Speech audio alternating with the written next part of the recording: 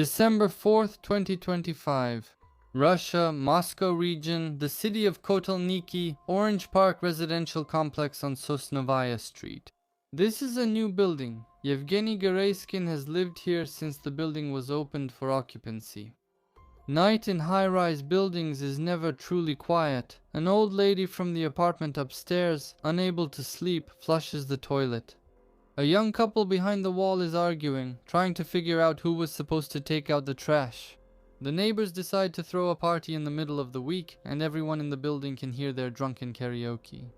Willingly or not, neighbors in such buildings often know more about each other's lives than they should. There's nothing you can do about it. But here, in the new building where Geraskin lives, there's so little soundproofing that you can hear not just arguments and karaoke, but also coughing, laughter, the clatter of heels, the patter of a child's bare feet, and even the conversations of homeless people who sleep on the stair landings when it's cold. The intercoms are a problem, and residents are tired of complaining to management. These sounds don't stop day or night. They pass through the concrete like water through a crack and drip right into your head. It's already evening, and Geraskin sits in the kitchen inconsolably, staring out the window. They're stomping upstairs again. The neighbor upstairs, Alina Ivanova, name changed, has a child, kindergarten age, and the boy runs around the apartment like crazy from morning till night. Geraskin tried many times to talk to the neighbor, but it was useless. He's just a child, what can you do? That was all he ever got in response. But today, the stomping doesn't even bother him. Geraskin knows. Today the boy is stomping for the last time. Yevgeny Geraskin was born in a small village near Shatura in the Moscow region in 1993, but in recent years he lived in the Moscow suburbs of Kotelniki. He bought an apartment on the 7th floor in a high-rise building of a new residential complex because it was cheap, back when the building was still under construction. On the website, everything looked really cool. Bright facades, large windows, and a forest just a few steps from the house. Reality turned out to be much worse than even the most modest expectations. The developer promised infrastructure and comfort at reasonable prices, but in reality the complex quickly turned into a typical overcrowded hive, as the residents themselves called it. 10 buildings, each with 30 floors, only 2 elevators per lobby, tiny playgrounds and overcrowded parking lots. Pipes that hum so loudly it sounds like a brass band is playing in the stairwell. As expected, newcomers flooded into the cheap apartments. The owners of several apartments turned them into rooming houses, and in some stairwells there was a constant hum of voices and slamming doors. Soundproofing was a separate problem, or rather, the complete lack of it, and it would later play a key role in what happened. And the stairwells were always dirty. Geraskin hated dirt and disorder with all his heart. A pedant on the verge of obsession, he kept perfect order in his apartment. Every item lay, hung, or stood in its proper place. Books in the cabinet were arranged by author and series, clothes by color, and spices in the kitchen alphabetically. Things he didn't need yet were kept in boxes, neatly packed and labeled. If you know people like that, or if you're the same way, leave a like and share your story. Geraskin really didn't like it when someone started moving his things around. Friends and acquaintances sometimes made fun of this trait of his, but overall, no one saw any problem with it. A person lives in his own apartment and has the right to arrange his things however he wants. When stepping out of his apartment into the dirty stairwell, Geraskin felt physical disgust. When coming back, he hurried to wash his hands and change clothes. The apartment was his refuge. He did everything to make himself comfortable here. Geraskin's appearance was ordinary. He easily got lost in a crowd. According to his relatives, his character was the same, except for his maniacal passion for order. I don't believe he's capable of committing crimes. He's calm, doesn't drink, loves animals, his mother will later tell journalists. And in this phrase, there will be less of a desire to cover for her son, and more of an attempt to hold on to the previous version of reality, in which there is no blood or death. Unfortunately, due to YouTube's censorship, I can't show some documentary materials, so I'll leave them in the Telegram channel /Naughty. Go there, subscribe and watch. The link is below the video. The building's neighbors had mixed feelings about him. To some, he was almost unnoticeable, a quiet and reserved young man whose presence was only acknowledged after the fact, when something terrible had already happened and everyone tried to figure out how they could have missed a potential criminal. For most, he was just a person who lived in the same building and didn't cause any trouble. He didn't invite guests, didn't cause drunken disturbances, and whatever happened behind the closed doors of his apartment was considered his own business. Other neighbors, those who interacted with him more often and lived closer, described him differently. It was in their words that a cautious but persistent description often slipped through: oddness. Some put it more harshly: unhinged. This oddness and instability was described rather vaguely in most cases. Someone not quite right, too quiet, and sometimes on the contrary irritable, intrusive with a heavy gaze. You need to understand this was all described afterward. So there's nothing surprising about it, and it seemed like there was nothing suspicious on that list. Well, the person has a complicated character, but how many people have a simple one? But there were also those who openly called Geraskin a psycho.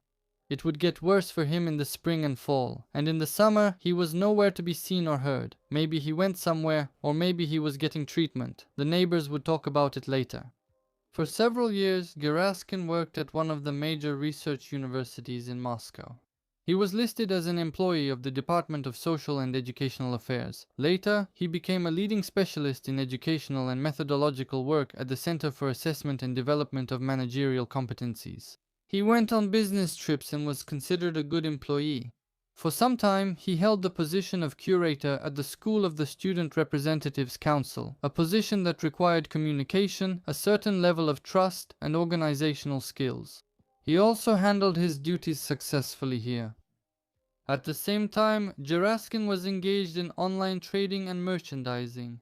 It is known that since 2018 he has been actively selling items on Avito, offering men's and women's clothing, shoes and workwear. One of his latest offers was a branded hoodie from the corporate university of hydropower. It is unknown what connection Geraskin had to this university. He later left the research institute for his own reasons, but he continued to work in sales. Geraskin ran his own YouTube channel, which was quite niche and very small. There he posted recordings of events, including so-called introduction videos for balls that were held at the university.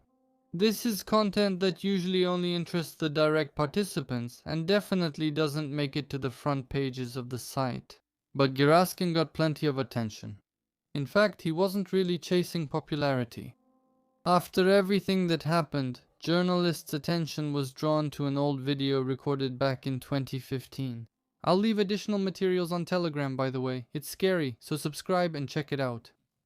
The video is unexpectedly personal. In the recording, Geraskin wishes an acquaintance a happy birthday. Against the backdrop of student ball invitations, this video doesn't just look strange, it looks frightening. The room where the video was filmed is poorly lit. Yevgeny Geraskin is not alone in the frame. He is standing behind some long-haired girl whose name is currently unknown. Geraskin is holding a butcher knife to the girl's throat. She has a cloth gag in her mouth.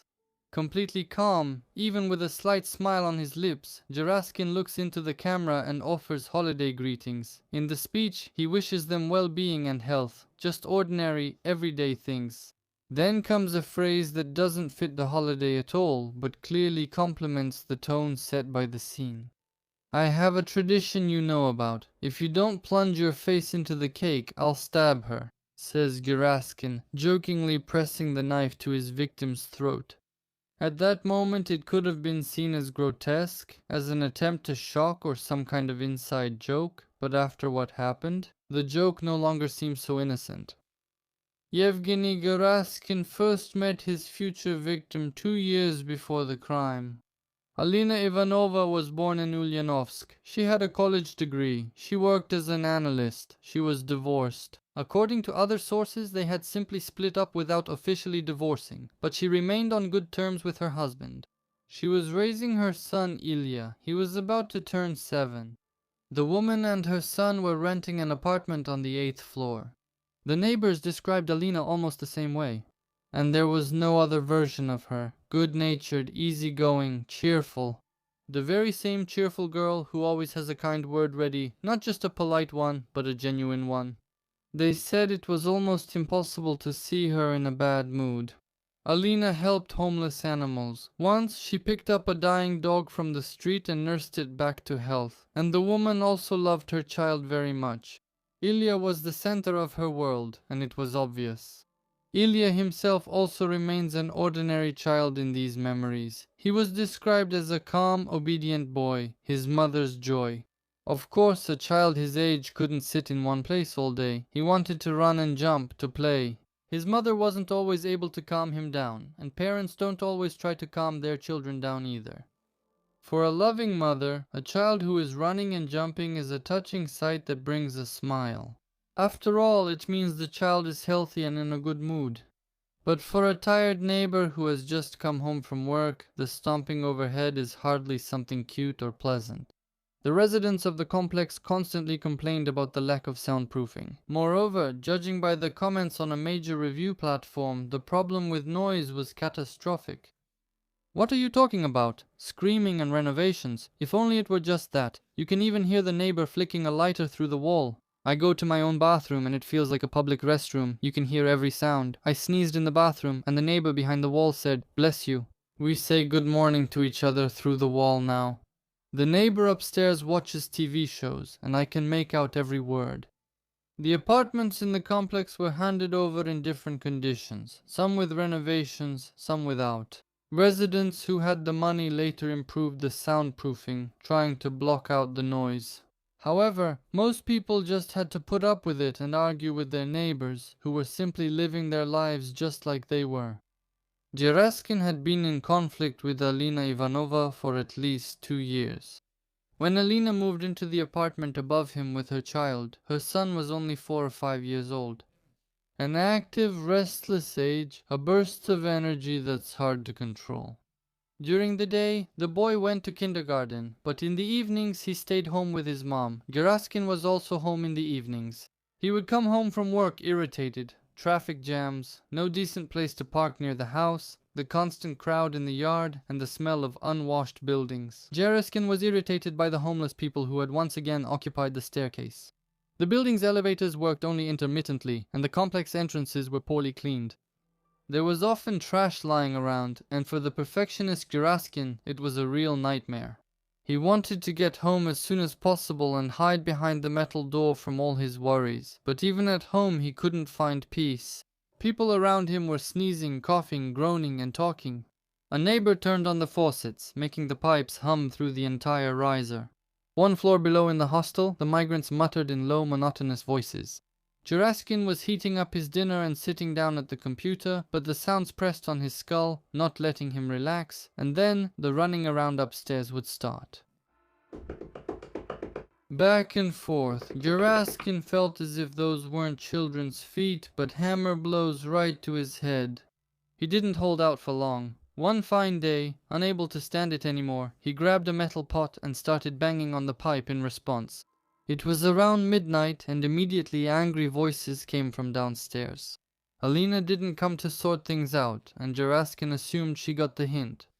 But the next evening, it all happened again. The stomping, the feeling of a hammer driving nails into your head.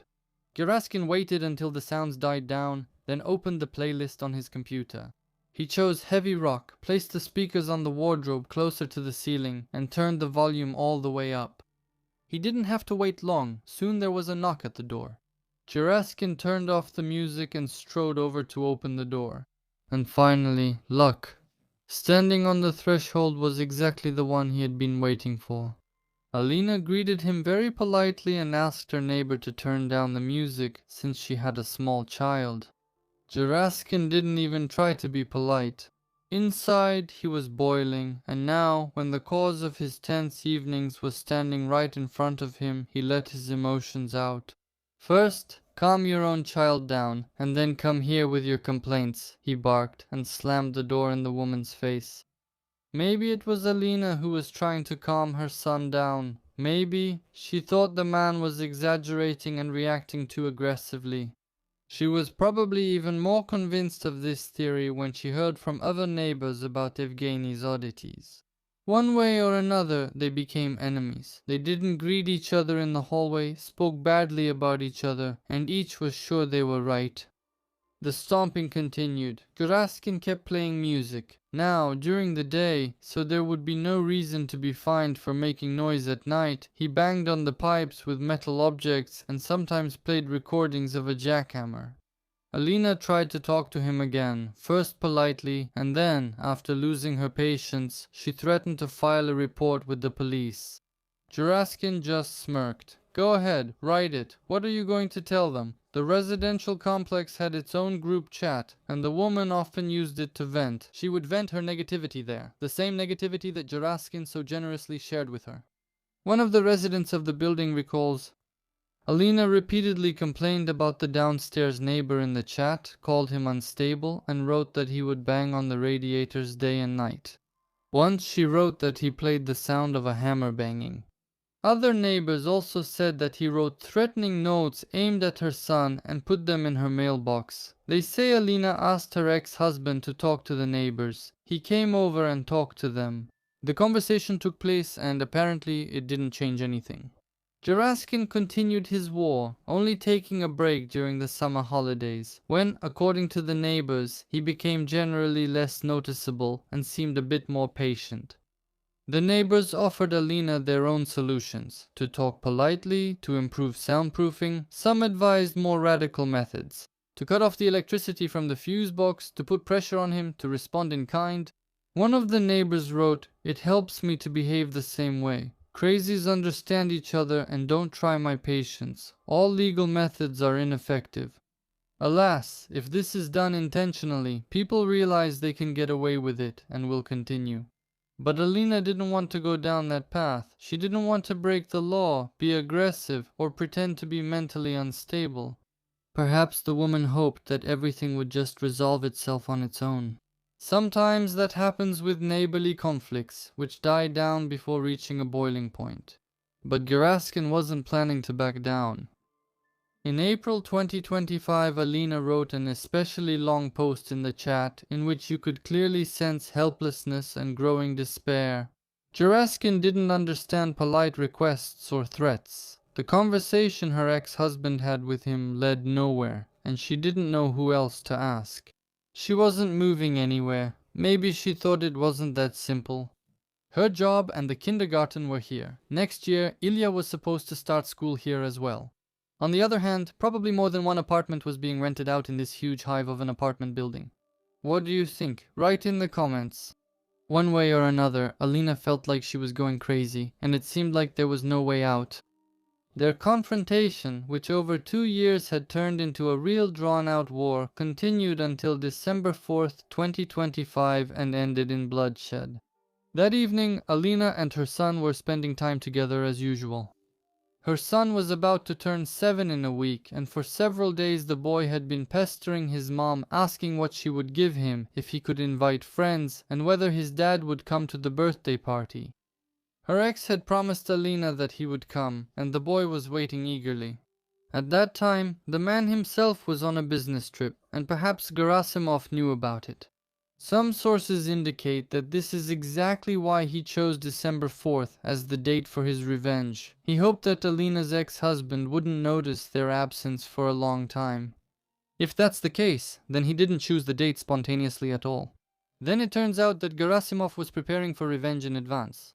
There is no information that Alina and Gerasimov had any special conflict that day or shortly before it. Everything was as usual. He would hear sounds from above and start banging or listening to music. But that evening, Gerasimov's patience snapped.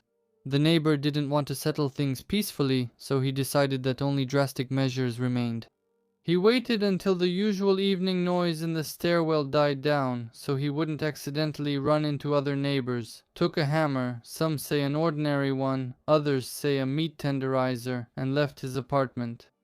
Gerasimov couldn't help but understand that he would have to deal with both the owner of the apartment and her child, but to him they were already inseparable from each other. Ilya is the source of stomping, noise, and headaches. Alina is the mother who doesn't even try to manage her child, despite all the requests. It's unknown who his original target was. Perhaps all his hatred was focused specifically on Ilya, and Alina had to be eliminated because there was no other way. On the stairs and on the floors above and below, there seemed to be complete silence. Geraskin headed toward the stairs. After climbing to the 8th floor, he rang the doorbell. He held the hammer behind his back, out of sight, and tried to make his facial expression as calm as possible. Alina opened the door and seemed even stunned to see her enemy on the doorstep. "What do you want?" she asked unkindly. Geraskin said he wanted to talk. Perhaps the woman let him in, deciding that the neighbor had finally come to his senses and was ready to resolve the conflict constructively. According to another version, Geraskin pushed her away and entered the apartment uninvited. Be that as it may, as soon as the door slammed shut behind him, Alina and her child were doomed. In his testimony, Geraskin would claim that he wasn't fully aware of the nature of his actions and that for a few minutes he simply lost control. The hammer flew into the air again and again. He struck Alina on the head, and when she fell, shielding herself with her hands, he struck her body. He couldn't stop and didn't even try. Later, the examination will determine that Geraskin struck the woman with the hammer between 20 and 23 times. Blood and brain matter started to flow from her fractured skull. Alina began to convulse in agony. Ilya ran out of his room at the sound. The boy was already getting ready for bed and was dressed only in a tank top and underwear. Geraskin rushed toward him and grabbed his arm. The child didn't stand a chance. The criminal struck Ilya on the head with a hammer 2 to 4 times. The boy fell to the floor next to his mother, with fragments of his skull bones driven deep inside. In the official report, both he and Alina have almost identical causes of death listed. Multiple fractures of the cranial vault bones, brain injuries incompatible with life. Neighbors would later recall that on that evening, they heard noise coming from Alina's apartment, a loud voice and a dull thud as if something hit the floor or someone fell. But everyone decided that it didn't concern them. Maybe it was Geraskin who decided to bang on the ceiling with a hammer. He's capable of that. Maybe Alina herself finally decided to pay her neighbor back in kind and dropped some heavy object on the floor. In a building where loud noises coming from neighboring apartments are an everyday reality, the sense that something is wrong becomes dulled and the sounds blend into the usual background. People learn to distance themselves, to shut out the noises they live with every day. That evening, Alina's neighbors shut themselves off from the sounds of her death. The whole crime took Geraskin no more than 20 minutes. When he caught his breath and the red haze lifted from his eyes, there were 2 bloodied bodies with smashed heads lying on the floor in front of him. The air was thick with the smell of death. It was all over. Now there would be only silence upstairs. The realization rang in his head. But Geraskin understood that he would only be able to enjoy this silence for a very short time if he didn't cover his tracks. Getting rid of the bodies without being noticed isn't possible. Dragging them down 8 flights of stairs isn't possible, and using the elevator is even less feasible. When Alina's and her child's bodies are found, the police will inevitably start asking questions, and someone will surely say that she and Geraskin hated each other. And that will basically make him the main suspect. Geraskin had only one option left, to stage another crime to divert attention from this one. He decided that the best option here would be a robbery. The criminals broke into the apartment, started demanding valuables and money from the owner, and then killed her and her child. Geraskin walked around Alina's apartment and scattered things around. He pulled out the drawers, knocked a trinket off a shelf, and pulled the blanket off the bed where Alina was sleeping.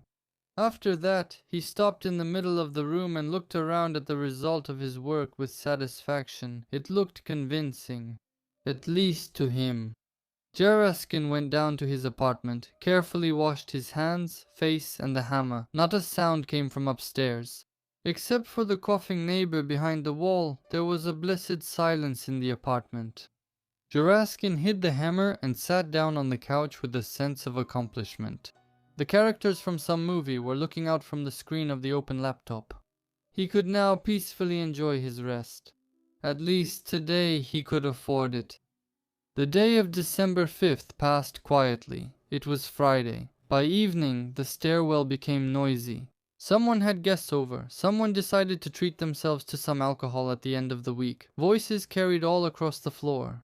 Geraskin listened to them, trying to pick up any signs of alarm. He also listened to what was coming from above, but Alina's apartment remained quiet. Geraskin wasn't fooled. The silence meant that the body hadn't been found yet. Everything was still to come. He didn't know that Alina's ex-husband had been trying unsuccessfully to reach her all day.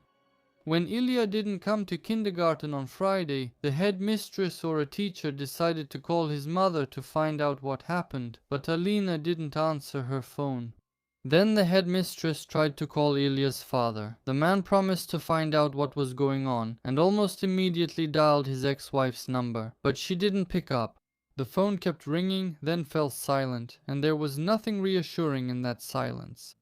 The man couldn't come to Alina himself as he was on a business trip, so he asked one of the neighbors to drop by and find out what had happened. The neighbor agreed. Later, Ministry of Internal Affairs spokesperson Irina Volk will say, "The citizen reported that his neighbor, who is on a business trip, has not been able to contact his wife for several days and asked to check her apartment." Approaching the door, the man saw that it was slightly open and there were brown stains on the floor in the hallway. Police officers immediately went to the specified address. In the apartment, they discovered the bodies of a woman born in 1991 and her son, both showing signs of violent death. If you want even more videos, go to Boosty if you're from Russia and Patreon if you're not from Russia. There you'll find exclusive videos that aren't on YouTube. The links are below the video. On the same day, a criminal case was opened regarding the death of Alina and her child. The police and investigators got involved, started collecting evidence, and as expected, immediately began questioning the residents of the nearby apartments. It was Saturday, and most of Alina's neighbors were at home that day. Geraskin was too. He was pacing around the apartment, nervous, waiting for the doorbell to ring. He had gotten rid of his clothes during the night, put them in a garbage bag, and took them to the dump. He didn't bother to wash them, not because he was afraid that one of the neighbors вспомнит шум стиральной машины, or that he wouldn't be able to get the stains out. No, he just couldn't wear clothes stained with the blood of dead people. It was against his pedantic nature. He was simply disgusted by it. Geraskin didn't know that he had already been identified and that the trick with the clothes hadn't helped him at all. During the crime scene inspection, forensic experts discovered bloody prints with the help of an ultraviolet lamp leading from the apartment door and down. All they had to do was follow the prints and see exactly where they led. Drops of blood were found one floor below on the doormat in front of Geraskin's apartment. This was direct evidence. The neighbors helped. They all said in unison that there was a real war between Alina and Geraskin, and that Geraskin had a strange character. Many openly called him capable of anything, and this was even before the video was found showing the girl with Geraskin holding a knife to her throat. Thus, the investigators were almost 100% sure that a criminal was waiting for them behind the door. The doorbell rang. Geraskin opened it. The rest, literally, was a matter of technique. The ultraviolet lamp revealed traces of blood on Geraskin's shoes and on the laces. He didn't even think to get rid of the shoes. To the naked eye, the tiny drops of blood on them and on the mat were almost invisible, but under the lamp's light they looked like a bright scattering of undeniable evidence. Geraskin, like a true neat freak, washed the floor in the hallway when he returned from his victim's apartment, but you can't wash away such traces with ordinary water. Ultraviolet light easily reveals them. Geraskin couldn't explain where the blood in the house and on his shoes had come from. And he also couldn't explain why he urgently needed to take out the trash from the house late at night on December 5th. He mumbled, averting his eyes, that the bag got full and started to stink. But such an explanation wouldn't convince anyone anymore. He didn't resist arrest. When he was handcuffed and taken out of the apartment, Geraskin was completely calm and just kept repeating, "I didn't do anything, I didn't touch them." Yevgeny Geraskin was detained on December 8, just 4 days after the crime. The Lyubertsy court sent him to pretrial detention for 2 months, later extending the term.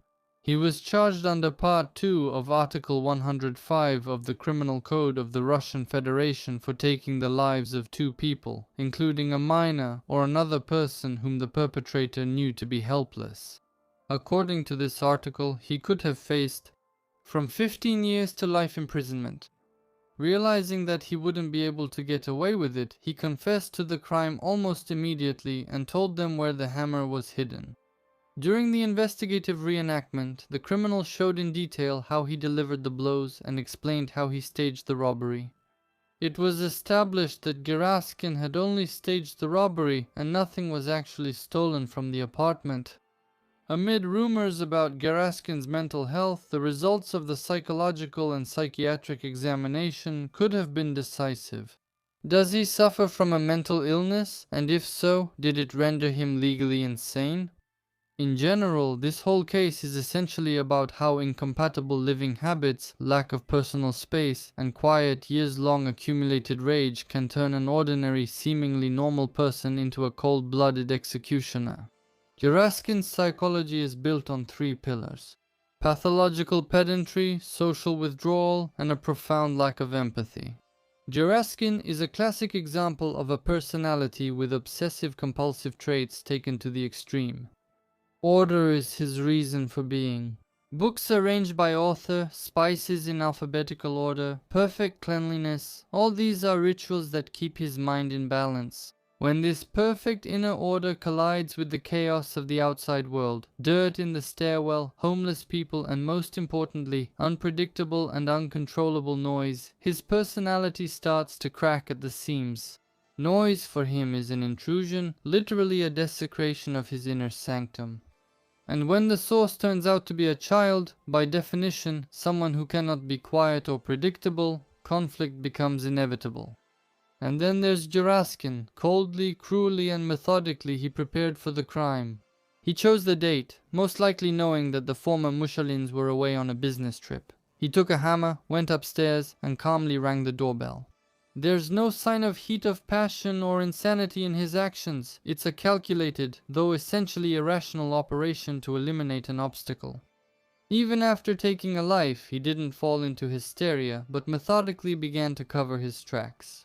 He staged a robbery, took out the clothes, and washed the floors.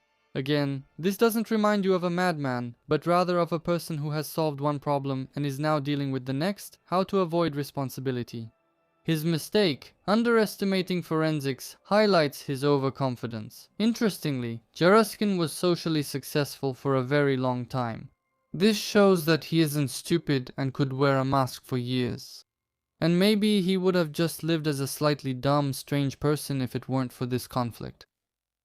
It's impossible to properly analyze Alina's psychology and personality based on publicly available information. But the question of why it was impossible to move and why the conflict was underestimated remains open.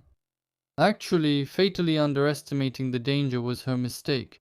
She probably saw the conflict as an ordinary quarrel, as an unpleasant situation that would eventually resolve itself.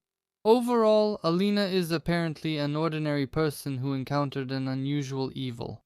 Neighbors are a separate psychological phenomenon of collective inaction or bystander syndrome, made worse by living conditions and local laws. In a building where you can hear every sneeze, people learn not to hear. They block out the noise like white noise, just background, and when something happens, it no longer registers with them. And when they hear some shouting or banging, they are not interested. They interpret it as just another ordinary conflict that doesn't concern them. It's a defense mechanism that helps them keep their sanity in a chaotic environment, but it also turns them into people who didn't help, who heard, but didn't pay attention. In general, the Geraskin case is about how small, barely noticeable cracks in the psyche, worsened by unbearable living conditions, can turn into a chasm that swallows everything. And also about how much better things would be if developers followed standards and built quality housing. Basically, it's a tragedy of everyday life taken to the absolute limit.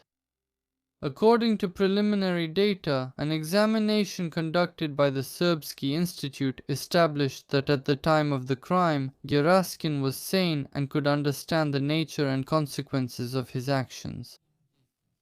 The theory that he acted in a state of temporary insanity was also ruled out.